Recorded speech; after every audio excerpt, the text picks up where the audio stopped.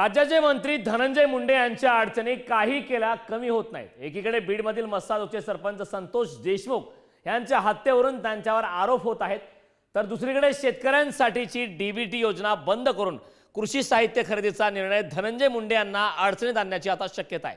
पाहूया त्या संदर्भातला एक स्पेशल रिपोर्ट। तत्कालीन कृषी मंत्री धनंजय मुंडे एका निर्णयामुळे अडचणीत सापडले, कारण फवारणी पंपाच्या खरेदीत कृषी धोरण बदलल्याचा ठपका ठेवण्यात आला। धनंजय मुंडे कृषी मंत्री असताना 2600 रुपयांचा कृषी पंप 3650 रुपयाला खरेदी केलं होतं, असा आरोप करण्यात आला। या प्रकरणी मुंबई हायकोर्टाच्या नागपूर खंडपीठाने राज्य सरकारला स्पष्टीकरण मागितले। कृषी विभागाकडून 5 डिसेंबर 2016 रोजी कृषी साहित्य खरेदीसाठी डीबीटी योजना सुरू। धनंजय मुंडे कृषी मंत्री असताना 2023 मध्ये डीबीटी योजनेत बदल। राज्य सरकारनं कृषी साहित्य खरेदी करण्याचा निर्णय घेतला। बॅटरीवर चालणाऱ्या स्प्रे पंप खरेदीसाठी 80.99 कोटींचा निधी दिला जाणार होता। शासनाने 3,03,507 स्प्रे पंप सुमारे 104 कोटींमध्ये विकत घेतले। 2650 रुपयांचा स्प्रे पंप शासनाने 3425 रुपयात घेतल्याचा आरोप। शेतकऱ्यांच्या खात्यात जे थेट पैसे जमा होत होते तो निर्णय बदलण्यात आला आणि जो कमी किमतीची होती ती वाढीव किमतीत आलेली आहे आणि त्याच्यात हा मधला पैसा कुठे जाणार आहे याच्याबद्दल काहीच संदर्भ नाही आहे।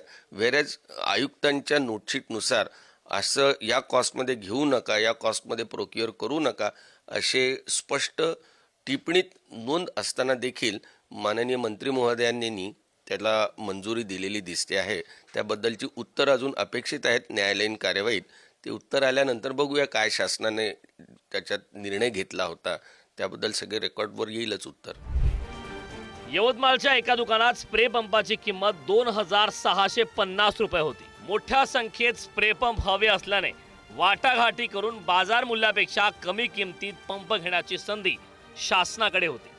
मात्र शासनाला हा स्प्रे पंप 3425 रुपयांमध्ये कसा मिळाला?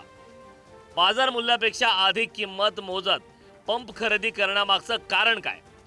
2023 मध्ये तत्कालीन कृषी मंत्री धनंजय मुंडेंनी कृषी साहित्य खरेदीच्या धोरणात बदल का केला, असे प्रश्न उपस्थित होत आहेत। या संदर्भात महसूल मंत्री चंद्रशेखर बावनकुळेंनी सावधपणे मत व्यक्त केलंय। उच्च न्यायालयामध्ये जेव्हा एखादी कुठली केस होते किंवा पिटिशन होते तेव्हा उच्च न्यायालय सरकारला जे काही बाबी विचारतात, सरकार योग्य वेळी त्याचे योग्य उत्तर देत असतं। मला वाटतं की सरकार या ठिकाणी जे काही धोरण बदललं असेल किंवा जे काही काळाची गरज असेल, सरकार त्याचं उत्तर देईल। मकोका लागलेल्या आणि तुरुंगात असलेल्या वाल्मिक कराडमुळे आधीच मंत्री धनंजय मुंडेंची कोंडी झाली आहे।